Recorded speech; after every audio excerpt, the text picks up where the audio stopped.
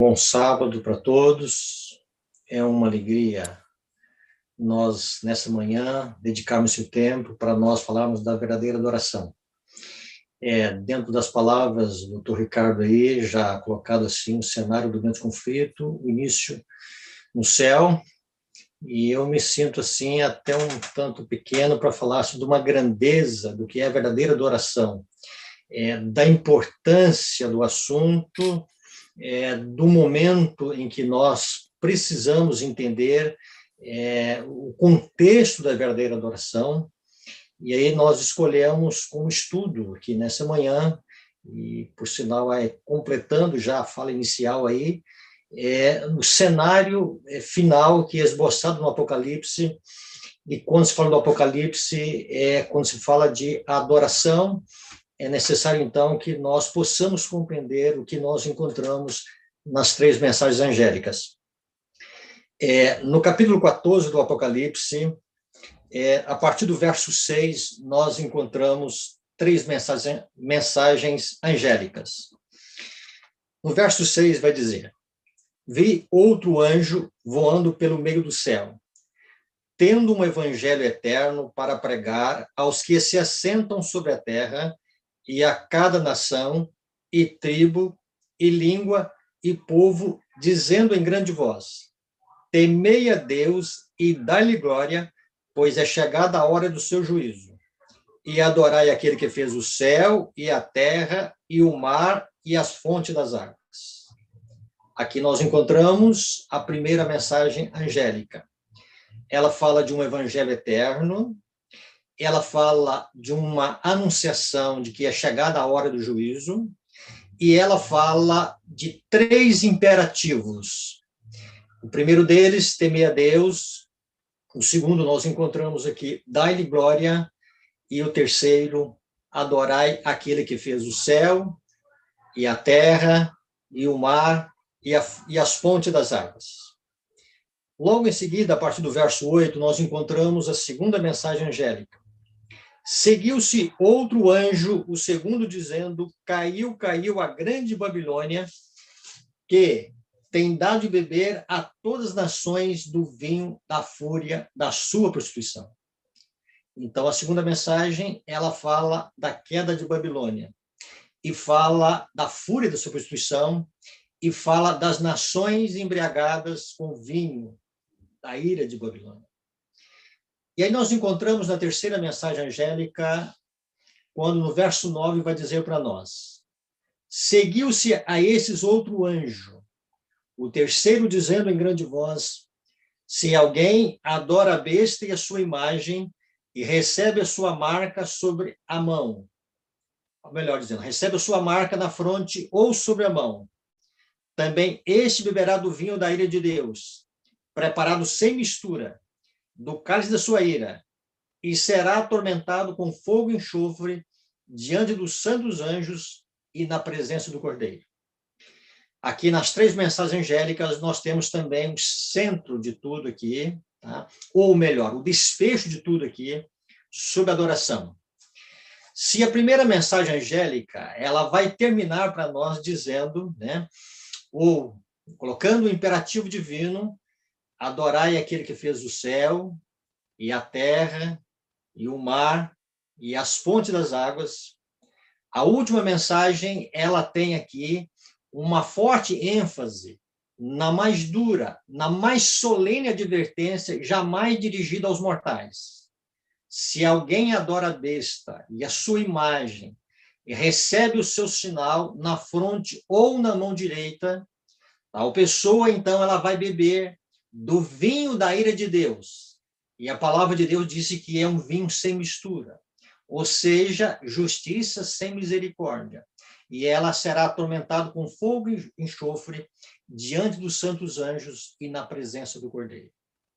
Então, a humanidade aqui, ela vai estar dividida em dois grupos no final das três mensagens angélicas. Aliás, por falar em três mensagens angélicas, é sumamente importante nós compreendermos a importância, o tempo e o lugar das três mensagens angélicas. O momento aqui, ele não será o nosso estudo de todos os detalhes. No dom profético, nós encontramos que o destino de nossa alma depende de como essas mensagens são compreendidas. A verdadeira compreensão dessas mensagens, ela é de vital importância para a nossa saúde espiritual e para a verdadeira adoração. Então, nós precisamos, mais do que nunca, entender a luz de Deus, a luz da palavra de Deus, a oração, a busca a Deus e, acima de tudo, a verdadeira adoração dentro do contexto das 3 mensagens angélicas. Satanás ele tem colocado uma sombra infernal sobre essas 3 mensagens angélicas para que elas sejam ofuscadas na nossa mente e nós não possamos, então, se apropriar delas, para que nós possamos entender esse cenário do grande conflito e no aspecto da adoração. E quanto mais nós avançamos na compreensão dessas 3 mensagens angélicas, e quando se fala de 3 mensagens angélicas, nós temos que ter em vista o quê? A primeira mensagem angélica, ela já foi pregada. Ela foi pregada tendo o seu ápice no ano de 1844, aliás, o seu ápice no ano de 1843 e o início de 1894. A segunda mensagem angélica também ela já foi pregada no verão de 1844, tendo também o seu ponto culminante. E a terceira mensagem angélica nós estamos vivendo agora de 1844 para cá. Mas quando se fala da terceira mensagem angélica, a mensagem do terceiro anjo, é importante nós entendermos que a primeira mensagem já foi pregada e ela está sendo pregada. Que a segunda mensagem, ela já foi pregada e ela está sendo pregada. E que nós estamos, então, no tempo em que as 3 mensagens angélicas estão sendo pregadas. Isso nos leva a confirmar aquilo que já é esboçado no dom profético, que elas estão numa conexão, elas estão interligadas. Um anjo segue o outro anjo, um anjo acompanha o outro anjo, um anjo complementa o que o outro anjo menciona na sua ênfase. E quando nós encontramos a primeira mensagem, e a ordem de Deus temei a Deus e dá-lhe glória, e também a ordem de Deus adorai aquele que fez o céu e a terra e o mar e as fontes das águas. Nós encontramos na última mensagem, se alguém adorar a besta e sua imagem, este receberá as 7 taças da ira de Deus e será atormentado com fogo e enxofre diante dos santos anjos e na presença do Cordeiro. Diante desse fato, é importante nós entendermos a adoração e nós entendermos que no arremate final, no final das 3 mensagens angélicas, quando o alto clamor for soado aqui na terra e todos puderem ver a luz de Deus, o mundo vai estar dividido em 2 blocos. Aqueles que vão estar adorando a Deus, o Deus vivo, e o outro grupo que estará adorando a criatura.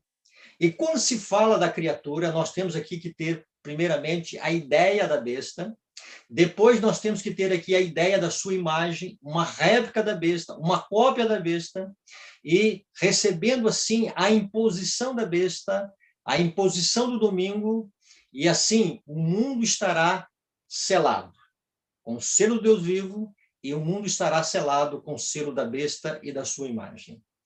E a grande pergunta que nós precisamos fazer, e nós precisamos atentar de uma forma crucial para essa pergunta, é de que lado que nós estaremos no momento final. E quando nós olhamos o mandamento, ou melhor, a ordem de Deus, que é também um mandamento, adorai aquele que fez o céu e a terra e o mar e as fontes das águas, a nossa primeira impressão é em relação ao sábado. E realmente nós temos razão. Quando nós olhamos o 4º mandamento, e o 4º mandamento, ele tem ali a autoria de Deus, também tem o caráter de Deus, e quando alguém aceita o sábado, alguém aceita a Deus como seu Criador, ele está reportando a sua mente para o Jardim do Éden. Nós, como adventistas, conhecemos perfeitamente esta ligação entre adorar aquele que fez o céu, a terra e o mar e a fonte das águas, como aquele que fez o mundo em 6 dias, e no 7º dia ele abençoou, ele descansou e ele santificou o 7º dia, o sábado do Senhor nosso Deus. Então, a grande controvérsia é entre o sábado e o domingo. De um lado, nós estaremos adorando o Deus Criador, e de outro lado, o domingo, nós estaremos, então, se optarmos, no momento final, nós estaremos adorando a besta e a sua imagem. Tomara a Deus que todos nós aqui, pela graça de Cristo, pelo poder do Espírito Santo, estejamos no grupo vencedor. Naquele grupo que estará vencendo por causa do sangue do Cordeiro. Naquele grupo que estará vencendo porque a Deus eles vão sempre render um coração submisso, uma obediência voluntária e o desejo de que a graça de Cristo ela possa perdurar sempre em nossa vida. Mas, no entanto, nós temos que entender um pouquinho além desta questão do sábado e do domingo. Nós temos que fazer como é requerido de nós, que no dia da expiação, no contexto das 3 mensagens angélicas, no tempo que nós estamos vivendo, um exame pessoal para ver se realmente nós estamos adorando a Deus como Deus quer. Quando nós olhamos, então, a adoração à luz das 3 mensagens angélicas, e aqui é bom que nós façamos aqui agora algumas coisas para que nós possamos entender esse momento solene que nós estamos vivendo. E dentro da terceira mensagem, ou melhor, das 3 mensagens angélicas, que também é a mesma coisa, porque já elas estão conectadas entre si, nós possamos entender o propósito de Deus. Quando nós olhamos para a mensagem do 3º anjo, nós temos que ter em vista o santuário celestial.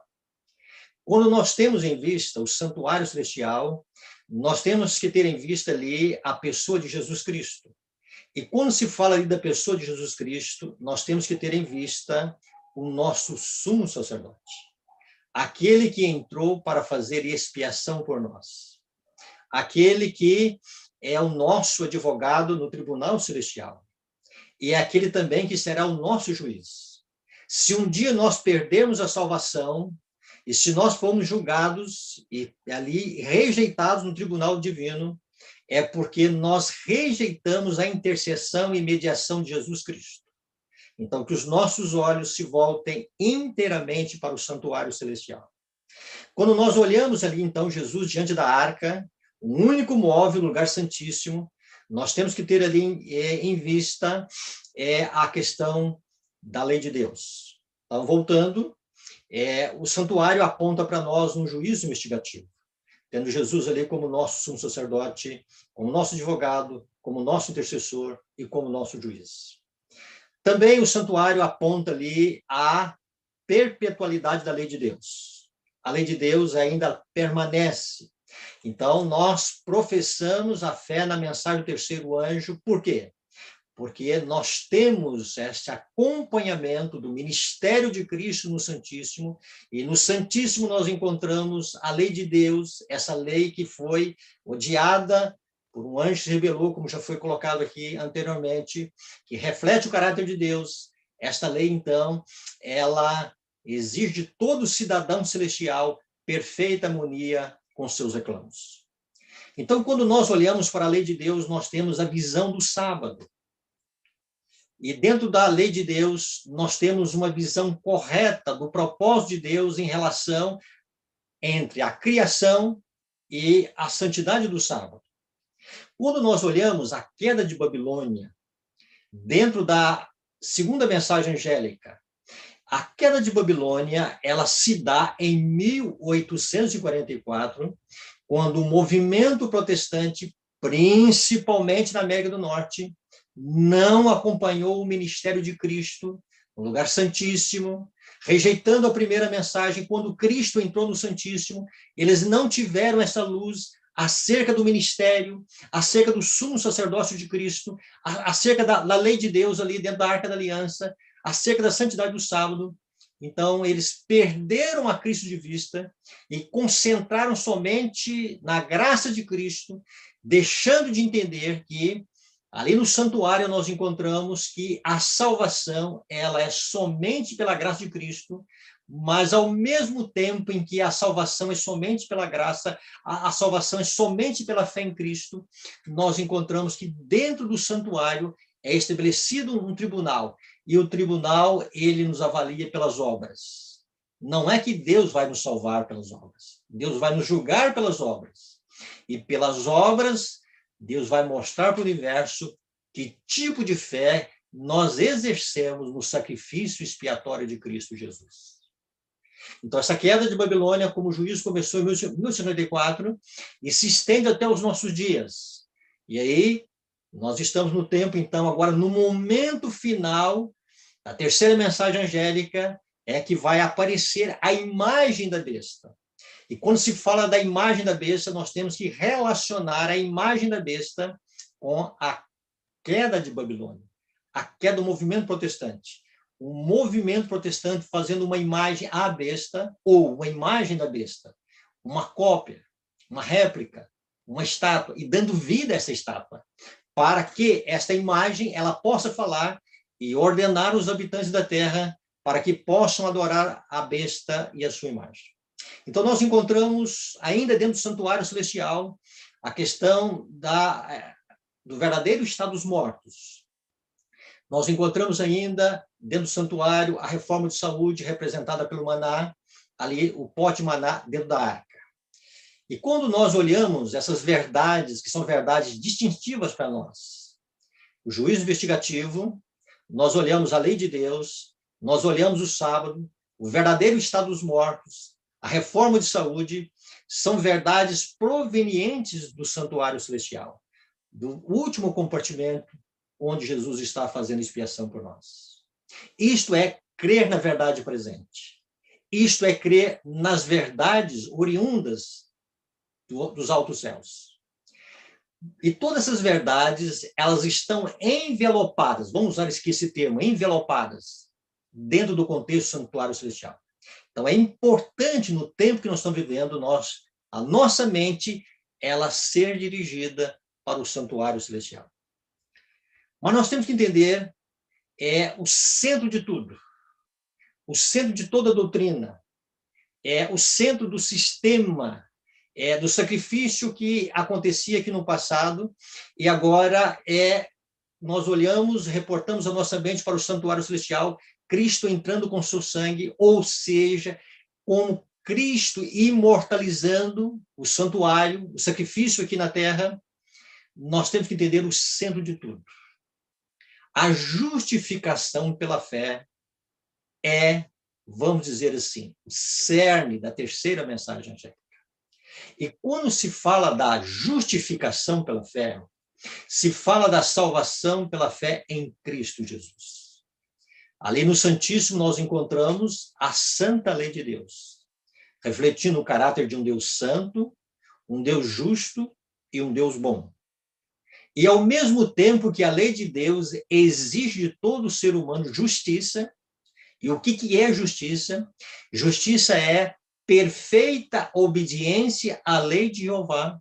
E na medida, então, que há uma exigência, há um padrão agora que Deus requer de todo ser humano, e quando se fala de perfeita obediência à lei de Deus, nós temos que ter em vista que é a mesma perfeita obediência que foi exigida dos nossos pais antes do pecado. Adão e Eva, a eles Deus requereu perfeita obediência. E quando eles agora não estavam de acordo com esse padrão pré-estabelecido por Deus, eles não puderam ficar ali no Jardim do Éden. Deus não se envelhece, Deus não muda, o mesmo padrão de justiça que Deus requer de Adão e Eva é o mesmo padrão que Deus exige de todos nós. E, além do mais, quando nós não estamos de acordo com esse padrão, a palavra de Deus vai dizer que a exigência da lei de Deus, a exigência de um Deus santo, é que nós não podemos viver diante da sua presença. E aí nós encontramos na palavra de Deus que a alma que pecar, a alma que não estiver em perfeita harmonia, que estiver em transgressão com a lei de Deus, ela deve morrer. E aí nós encontramos na pessoa de Jesus Cristo. Ele vem e vive o padrão perfeito da lei de Deus.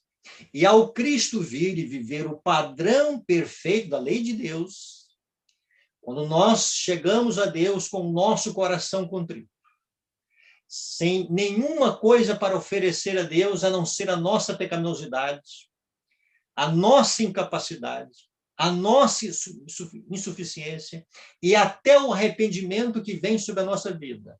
Ele é um dom de Deus. Ele vem através de Cristo e vem à nossa mente pelo ministério do Espírito Santo. Então, esta misteriosa tristeza que o Espírito Santo provoca em nossa vida é que nos leva até Cristo e se apoderar do Cordeiro de Deus que tira o pecado do mundo. Então, esta é o cerne, é a verdade, é a mensagem do terceiro anjo, vamos dizer assim, é a coluna que sustenta tudo no santuário celestial. Mas de Cristo sempre procede virtude. A justiça de Cristo é uma justiça perdoadora. Mas a justiça de Cristo também é uma justiça santificante. Cristo não somente perdoa, mas ele também vem santificar a nossa vida.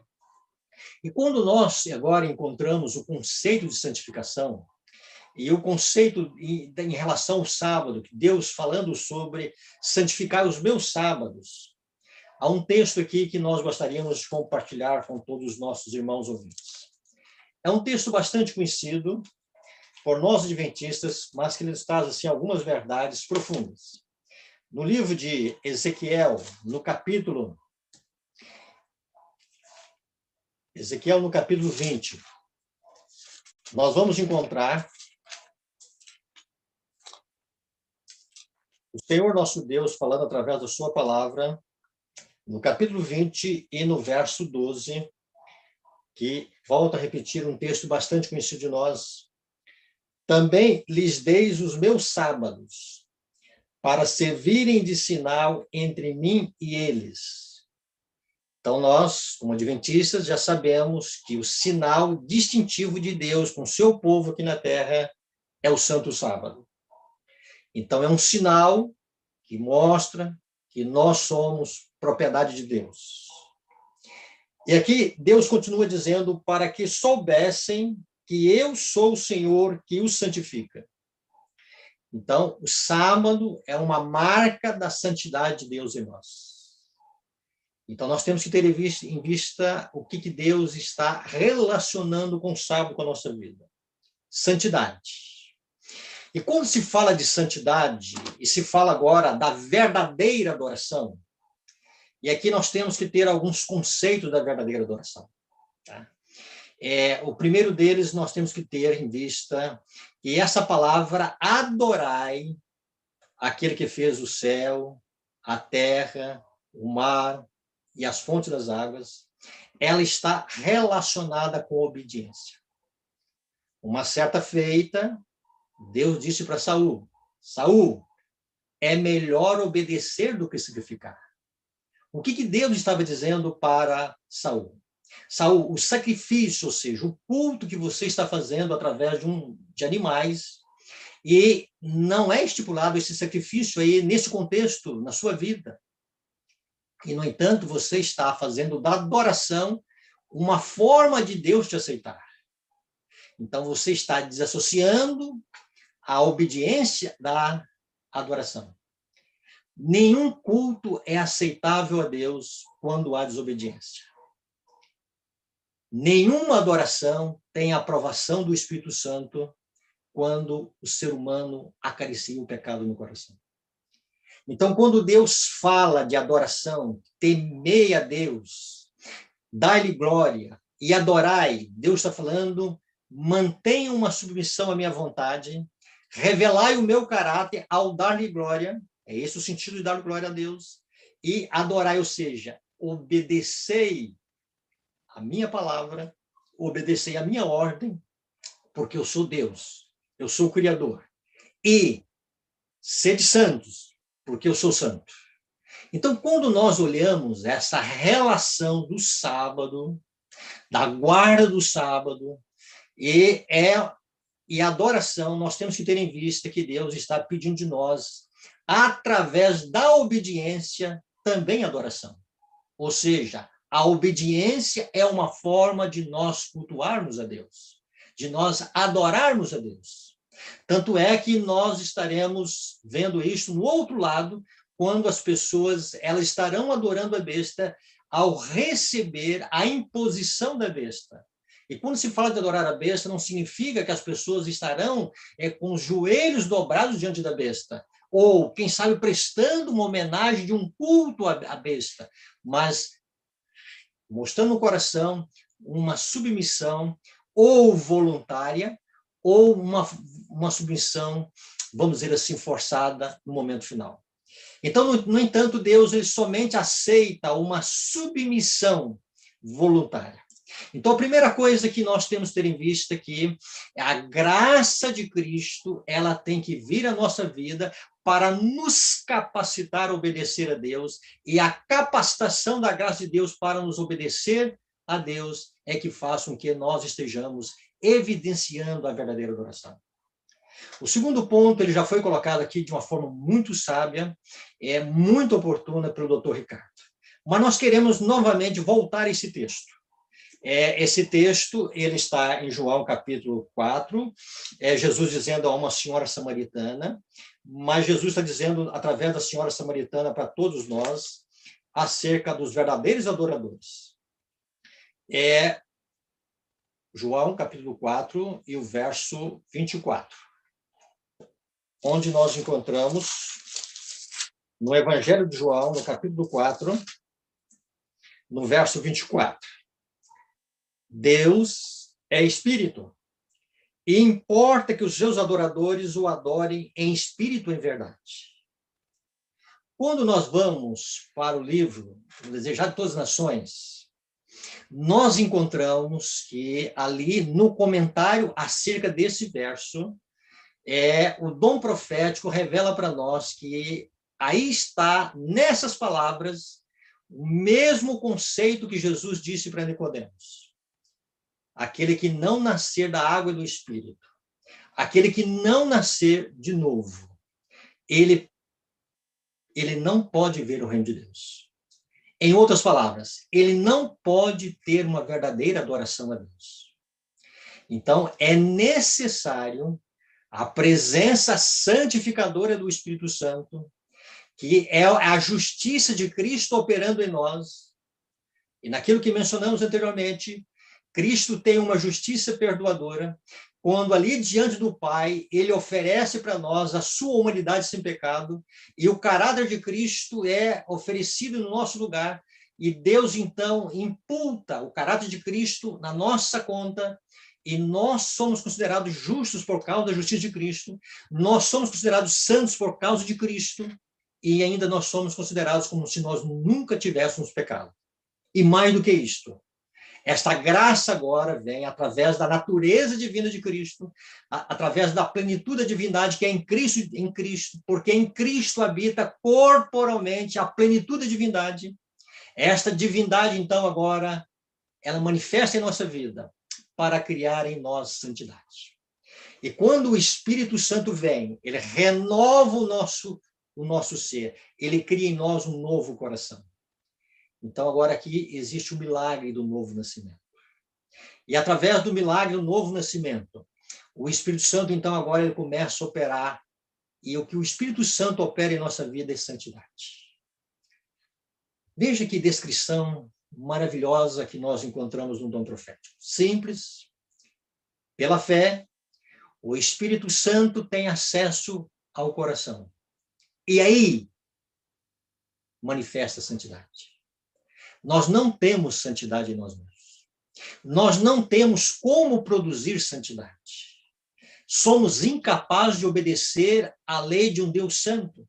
Se somos capazes de obedecer à lei de um Deus santo, de uma lei justa, uma lei amorosa, uma lei boa. Então vem a graça que procede de Cristo, a justiça que procede de Cristo, a justiça comunicada de Cristo, a dádiva da pessoa do Espírito Santo, e o Espírito Santo vai trabalhar em nosso coração para que a nossa vida tenha condições de ser uma vida santa. Então, quando nós olhamos esse contexto da santidade que o Espírito Santo opera em nossa vida, da santificação que o Espírito Santo opera em nosso ser, nós temos que entender que a verdadeira adoração, ela passa pela presença santificadora do Espírito Santo no nosso coração. Se nós não tivermos o batismo diário do Espírito Santo, se nós não tivermos uma comunhão com o Espírito Santo, ou se o Espírito Santo não estiver agindo em nosso coração, na sede da nossa alma, no centro da capela do nosso ser, nós não teremos a verdadeira adoração. Quando nós olhamos para a vida dos judeus e nós olhamos para a vida dos fariseus, de um momento nós somos tentados a apresentar aqui algumas acusações com os fariseus. Mas nós queremos entender como era a relação da adoração deles em relação ao sábado e em relação à vida santa.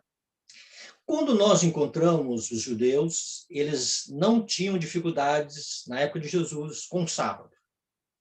Eles criam perfeitamente na lei de Deus, eles criam perfeitamente que o sábado era santo ao Senhor nosso Deus. Eles criam que deveriam obedecer a Deus em relação ao sétimo dia, como sendo o sábado da criação. E aí nós perguntamos, aonde está o erro dos judeus? Aí, quando se fala do erro dos judeus, nós temos que entender a maior dificuldade que os judeus tiveram em relação ao sábado. Não olhando aqui as tradições, não olhando aqui as imposições que eles colocaram, os fardos que eles colocaram sobre o sábado, mas como eles tiveram, vamos dizer assim, um erro que foi crucial na vida deles. Volto a repetir, não tiveram dificuldade em entender a importância do sábado. Aliás, eles eram zelosos com o sábado, mesmo que não tivessem um entendimento espiritual. E aí caíram em cerimônias exteriores, em junções humanas. E aí, quando nós olhamos para a questão dos fariseus, eles tinham uma grande dificuldade com o sábado. Eles tinham a dificuldade com o Senhor do sábado. Jesus é o Senhor do sábado. E eles, rejeitando a Cristo, eles estavam rejeitando a justiça que Deus providenciou para que eles pudessem ser salvos. E uma vez rejeitando a justiça de Cristo como sendo a justiça deles, eles buscaram uma justiça na lei de Deus. E ao buscar uma justiça na lei de Deus, eles fizeram da lei de Deus a sua própria justiça. E aí o que acontecia na vida deles? Eles tinham sábado, eles tinham regras com os sábados, eles tinham zelo pelo sábado, mas quando se fala do coração, quando se fala da vida, do centro da alma, o que havia de errado na vida deles? Havia ressentimento, havia ciúmes, havia invejas, havia inimizades, havia ambições. Então, eles não tinham uma vida santa. Então, o sábado, na vida deles, era uma farsa. O sábado perdeu o significado para eles. Era somente uma crença que eles tinham em relação a algo que é de Deus, algo que vem de Deus, algo que é exigência de Deus. E quando nós olhamos para a questão do sábado como sendo uma exigência de Deus, eles erraram nesse ponto. Desprezaram a justiça de Cristo, rejeitaram o autor do sábado e estabeleceram a sua própria justiça. E aí, em certa ocasião, Jesus vai dizer para eles, esse povo honra-me com os lábios, mas o seu coração está longe de mim. Ou seja, a graça de Cristo, a justiça de Cristo, o poder santificador do Espírito Santo, o poder transformador de Deus, não operava uma transformação no ser.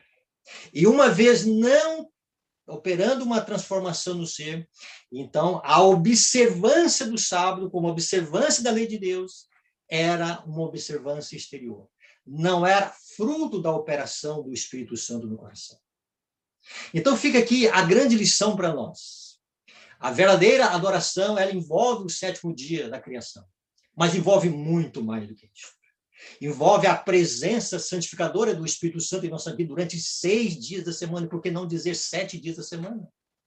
Envolve desde o início, quando termina um sábado, o Espírito Santo começando a trabalhar em nosso coração, colocando as coisas que estão em desordens, as coisas que estão sendo abrigadas no nosso coração, varrendo a nossa alma, qualquer tipo de emoção, de sentimento que não seja de Deus. Inimizade, porfias, ciúmes, desejos sensuais, da vil sensualidade. E quando nós, então, encontramos essa graça de Deus operando em nosso coração, é que vai nos dar verdadeiro sentido ao sábado. Então, o sábado deve ser uma demonstração exterior daquilo que o selo de Deus, o Espírito Santo, está operando no íntimo do nosso ser. E assim o sábado, ele será para nós a marca da santidade de Deus. Então, adorar aquele que fez o céu, a terra e o mar, é um chamado de Deus a viver uma vida santa. O chamado de Deus para que nós possamos santificar o sábado do Senhor nosso Deus. É o chamado para nós vivermos o caráter de Deus em nossa vida. E assim, a verdadeira adoração, ela vai estar realmente acontecendo em nossa vida. E por falar no sábado e adoração, nós temos aqui que entender mais algumas coisas. Hoje a nossa visão, ela é muito pequena em relação à importância do sábado. Então, nós temos que ter uma visão crescente da importância do sábado. Os profecias diz para nós que na chuva serôdia nós vamos ampliar esse conhecimento, essa importância do sábado. Nós vamos entender o que significa ser sustentado pela herança do nosso pai Jacó. E ainda quando nós chegarmos no céu, nós vamos ter ainda uma amplitude do sábado. Lá nós vamos ouvir um sermão, uma ministração, e o nosso professor será Jesus Cristo. Então, hoje nós temos uma visão muito limitada do sábado. Na chuva serôdia, nós teremos uma visão mais ampla do sábado.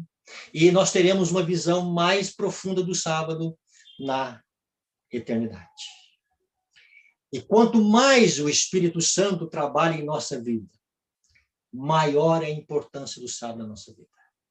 Quanto mais o batismo santificador do Espírito Santo opera em nosso ser, quanto mais o Espírito Santo consegue ter acesso ao nosso coração pela fé, maior é, vamos dizer assim, a importância do sábado em nossa vida. É isso que Satanás tem. Uma vida santa. E uma vida santa quer dizer uma vida onde o Espírito Santo está manifestando, onde o Espírito Santo está tendo acesso, está tendo controle da nossa mente. E quando nós temos essa evidência do sábado, o Espírito Santo sempre vai nos levar para a pessoa de Jesus Cristo. O Espírito Santo, ele se esconde, e ao se esconder, ele apresenta para nós Cristo, o Consolador. Quando ele vier, vai nos convencer do pecado, da justiça e do juízo.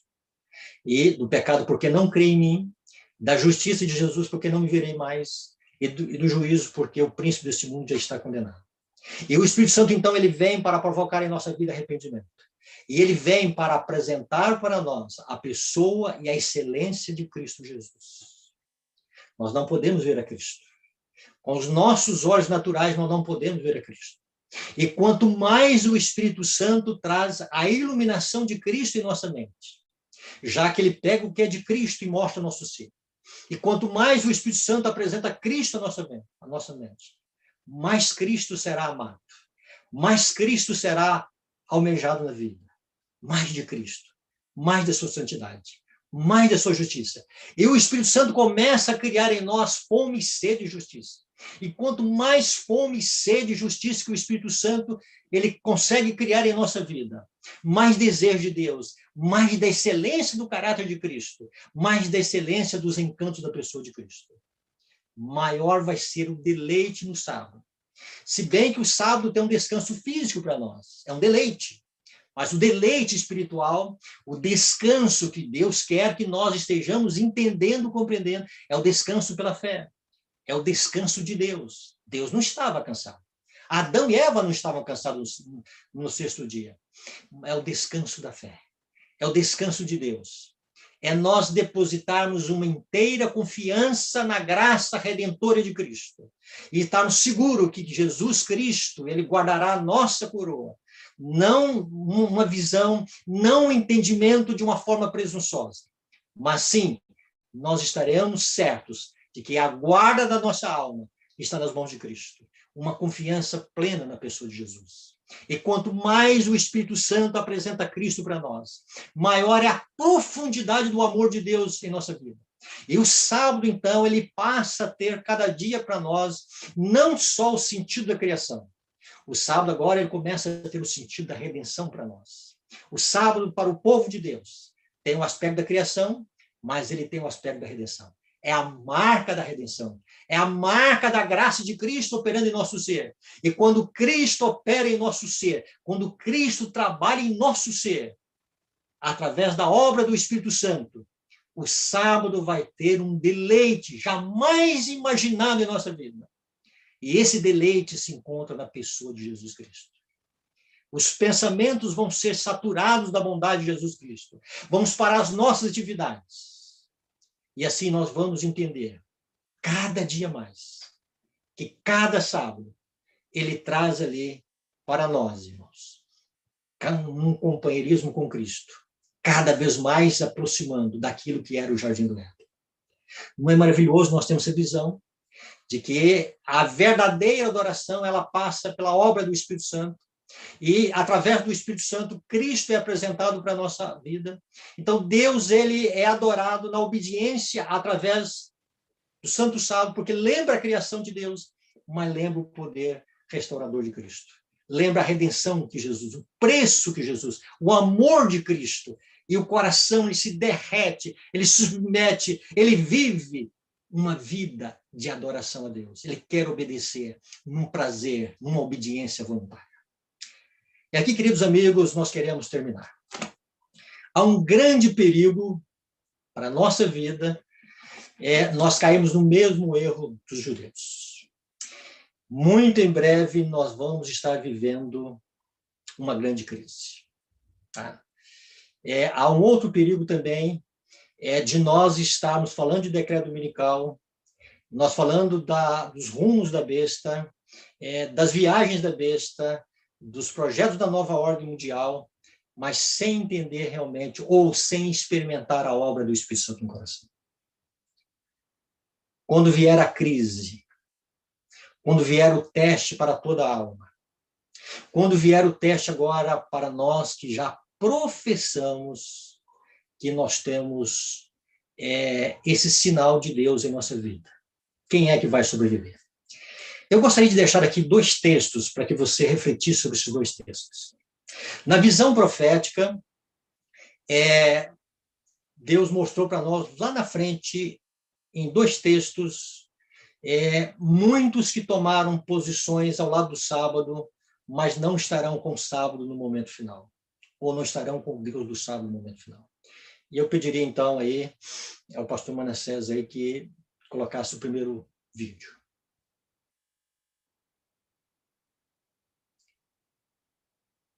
São 2 citações apenas, tá? E já são bastante conhecidas da igreja, tá? Essas 2 citações, elas são assim bastante significativas. Diz que ao aproximar-se a tempestade, ou seja, ao se aproximar então a imposição do decreto dominical, uma classe numerosa que tem professado a fé na mensagem do terceiro anjo. Então, repetindo, o que é professar a fé na mensagem do terceiro anjo? É crer no juízo investigativo, é crer no sacrifício expiatório de Cristo, é crer na lei de Deus, é professar o sábado, é ter a convicção do verdadeiro estado dos mortos. Então, veja bem, ao aproximar-se a crise, a tempestade, um grupo grande que tenha professado a fé na mensagem do terceiro anjo, mas não tem sido santificado pela obediência à verdade, ou seja, o Espírito Santo não tem trabalhado no coração. A obra do Espírito Santo é uma obra desconhecida no coração. O Espírito Santo não faz parte da vida atuando de dentro para fora. O Espírito Santo não consegue ter acesso pela fé. A crença é nominal. A vida com Cristo é uma vida de doutrinas. É uma vida que muitas vezes tem fardos. Então, neste momento, sem santidade, sem o Espírito Santo estar operando na vida. E quando fala da operação do Espírito Santo na alma, quando fala da santificação pela obediência à verdade, nós temos que entender o seguinte: o instrumento que Deus usa para nos santificar é a sua palavra. E quando a palavra de Deus, ela vem untada com azeite celestial, quando ela vem umedecida com unção dos altos céus, é a verdade tal como ela é em Jesus, e ela entra atuando como uma verdade viva, ela entra como o poder que há em Deus, e ela entra fazendo uma transformação de vida. Então, se o Espírito Santo ele está santificando a nossa vida pela obediência à verdade, e a verdade é a lei de Deus, a verdade são os ensinamentos de Cristo, a verdade é a palavra de Deus, e quando essa palavra de Deus vem, obedecida com o poder do Espírito Santo, ela tem santificação da vida. Quando não existe essa santificação de vida, a obediência a Deus é uma obediência formal, é uma obediência externa, é a mesma obediência do jovem rico. Qual é a maior dificuldade do jovem rico? É que carecia do amor de Deus na alma. A maior carência na vida daquele jovem, que se dizia ser um pretenso seguidor da lei de Deus, ele carecia do amor de Deus na vida, dentro da alma. E o amor de Deus ele é derramado no coração pela presença do Espírito Santo. O Espírito Santo despeja amor para que, através do amor, nós tenhamos condições de obedecer uma lei que requer de nós amor a Deus e amor ao próximo. E quando falta isto, é uma obediência externa. Ela muda algumas coisas externamente na nossa vida, mas ela não produz uma mudança no nosso caráter. Ela não produz uma mudança profunda em nossa vida. E quando vier vamos dizer, a prova, aqueles que não têm a sua vida santificada em obediência à verdade, aqueles que somente têm a teoria da mensagem do terceiro anjo, mas não experimentou o poder da justiça de Cristo, o poder do seu santo e bom Espírito lá no coração, neste momento, estará nas fileiras do adversário. É uma coisa triste, então isso deve nos levar ao quê? Quem é que vai sobreviver no momento final? Quem serão os verdadeiros adoradores? Aqueles cujo coração o Espírito Santo está tendo acesso. E o último texto é numa mesma linha, de uma forma diferente, ela vai dizer o seguinte: foi-me mostrada então uma multidão que ululava em agonia, em suas vestes estava escrito em grandes letras. Ela está falando aqui do tempo de angústia. Pesado fosse na balança. Esse termo pesado fosse na balança é um termo de rejeição no juízo. E fosse achado em falta. Perguntei quem era aquela multidão. O anjo disse: esses são os que guardaram o sábado e o abandonaram. Então, ouvi-os clamar com grande voz, acreditávamos em tua vinda e a ensinamos com ardor. Enquanto falavam, seus olhares caíam para suas vestes e viam escrito e choravam em alta voz. Vi que haviam bebido de águas profundas, enlameado e o resto com os pés pisando o sábado a pés. Aliás, haviam lameado o resto com os pés, profanando o sábado, pisando a pés. E por isso foram pesados na balança e achados em falta. Então, vejam bem, queridos irmãos, queridos amigos, aqui é o nosso perigo. Tá? É de nós cairmos no momento final. Qual é o segredo para nós estarmos agora numa atitude saudável? Qual é o momento que Deus chama de nós agora, no presente momento? Muito mais do que entender gráficos da imposição da besta. Muito mais do que entender os passos do homem no pecado. Muito mais do que imaginar a formação da imagem da besta. Muito mais do que nós termos alguns detalhes, algumas nuances acerca do grande conflito que vai se estender na imposição de um falso dia de adoração. É nós estarmos pela manhã, é nós estarmos buscando o poder do Espírito Santo, é nós permitirmos a ação do Espírito Santo. Deus está pedindo de nós uma profunda reforma do sábado. Se, por um lado, os judeus, eles tinham conceitos exteriores, eles tinham fardos, eles tinham tradições humanas, nós estamos num tempo em que o sábado ele tem se perdido de vista para nós. Às vezes, o sábado tem sido um dia de ociosidade para o povo de Deus. Quando fala de ociosidade, se vê tudo no sábado, se vê eventos, se vê programas, se vê uma série de coisas. Mas a pessoa de Jesus não é contemplada. O deleite do sábado é Cristo. Algumas coisas que no passado nós não fazíamos, hoje nós estamos fazendo. Mas lembrando, essa reforma tem que vir através do ministério do Espírito Santo. E quanto mais o Espírito Santo for almejado na vida, quanto mais ele estiver no nosso coração, maior será a maneira que nós vamos devotar para Cristo. Uma vida submissa, uma vida de oração, porque Jesus é o nosso Redentor, porque Deus é o nosso Criador. E assim, nós vamos cada dia entendendo que a verdadeira adoração, ela passa pela obra do Espírito Santo no coração. Neste momento, eu olho para a minha vida e digo, Senhor, como eu necessito do Espírito Santo na minha vida, para que eu seja um verdadeiro adorador e muito mais do que isto, para que eu tenha condições de sobreviver na crise final.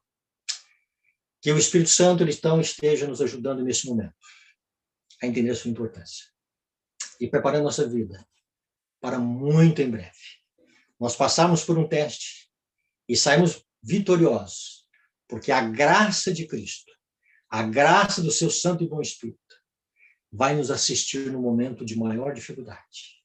E nós seremos vencedores, não porque nós tenhamos alguma força, não porque nós temos alguma resistência, não porque nós temos alguma sabedoria, mas o Espírito Santo dará essa sabedoria, e essa força e essa resistência que nós não temos.